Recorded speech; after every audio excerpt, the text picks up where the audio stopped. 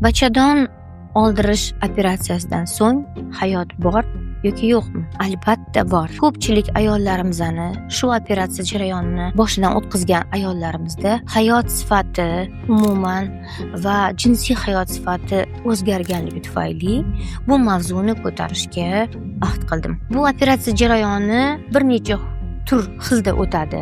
Amputatsiya matki s pridatkami, bachadon tanasi olinib, tuxumdonlar ham olinib tashlanadi, lekin bachadon bo'yni qoldiriladi. Ikkinchi turi amputatsiya matki без придатков. Bachadon tanasi olib tashlanadi, tuxumdonlar ham qoldiriladi, lekin bachadon bo'yni ham qoldiriladi. Uchinchi turi totalniy ekstirpatsiya matki s pridatkami. Butkul bachadon, tuxumdonlar va bachadon bo'yni hammasi oldiriladi. Operatsiya jarayonini boshdan kechirgan ayollarda eng og'ir turi totalniy ekstirpatsiya matki s pridatkami hisoblanadi. Qaysi holatlarda butkul olib tashlashga majbur bo'lishadi vrachlar? Bu onkologik xavf tug'ilgan vaqtda, o'tkir va keskin qon ketish davrida, bachadon va tuxumdon xavfli o'simtalari aniqlangan holatlarda. Ko'pchilik ayollar